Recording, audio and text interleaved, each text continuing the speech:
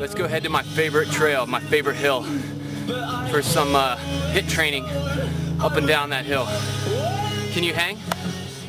Okay, just brought you guys to my favorite training hill for high intensity interval training or hill training, whatever you want to call it. And it's not important whether you're walking up it, running up it,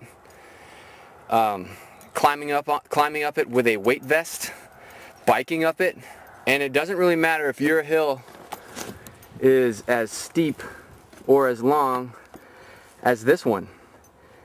But this hill happens to be close to my house, and what I do is I just bust my ass up it on a working interval. I run up as far as I can. If I can't run all the way up, I walk up the rest with a heart rate monitor, and by the time I get up there, I'm topping out at 100% maximum heart rate. Remember, it's based on my own heart rate, my own fitness level. And when you wear a heart rate monitor, it'll be based on your own heart rate and your own fitness level. And then I walk or jog back down and recover. And that's where I trained, did all my training to climb Mount Whitney with Zach Titus this summer, which is the largest or the highest mountain in the continental United States. I didn't go on any hikes in the mountains. I climbed this hill 5 minutes from my house that I can walk to over and over and over again. And I wore weight. I wore a pack, and I had some trekking poles. So anyway, get a heart rate monitor. The chest strap goes on here, and pick your favorite hill, whether it's sand or trail. The trail's always nice, easier on the joints, and get to it. So I'm just gonna bust out a few right now. All right, see you at the top. We're at the top, and just climbing up here, I got to 87% maximum heart rate. So you can see you don't have to run. You know, walking's fine if the hill's steep enough and long enough. Get into the huff and puff zone. Don't be afraid of your high intensity. That's where you immediately, almost magically change your body physiology into the lean body mass mode, the fat burning mode, and get that excess post-exercise oxygen consumption that's going to keep your metabolism cranking for up to 16, 20 hours afterwards following the exercise. You ready, Gemini? You ready to do this?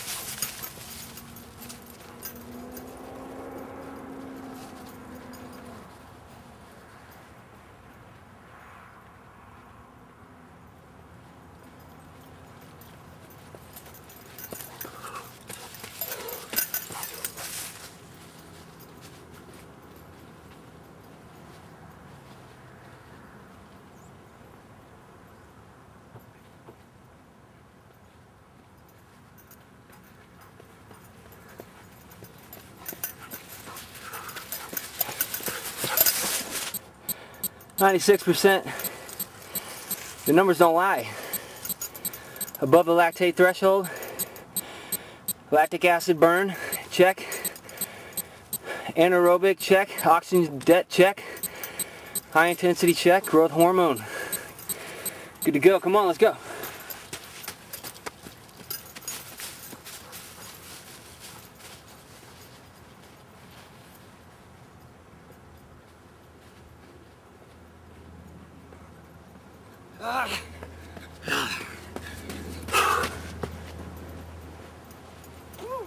There it is, 100%. You happy? Of course it's a rough estimate, I'm not going to have a heart attack.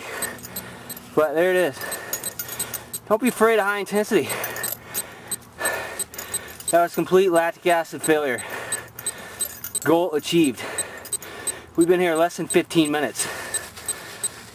Granted, it's my third workout of the day, but hey man, I gotta set an example for you guys. Alright, let's recover. Get ready for some beach volleyball.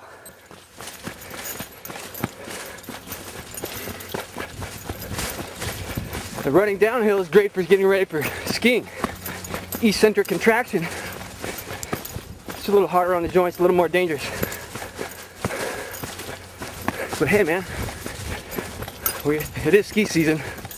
As with any exercise, but especially high intensity exercise, there's a couple important things. First of all, get warmed up, okay? You gotta warm up, get nice and loose. Also, you've heard me talk about it many times before, consider purchasing a heart rate monitor, okay? It not only makes your exercise safer because you know exactly how hard you're working, but it helps verify your intensity level. You may think you're working hard. The heart rate monitor is going to let you know exactly what kind of training zone you're in.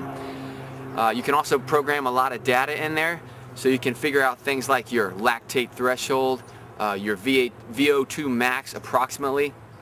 So you're going to know when you start to cross over from that aerobic training zone into the anaerobic, and when you start accumulating lactic acid, all kinds of nifty things. It's just another piece of data to look at to make your exercise more fun, more interesting, and you can learn from it. One all-out sprint or one all-out working interval to failure gives you an immediate growth hormone hit. Very powerful. So it's not always about how long you're exercising or how many calories you're burning.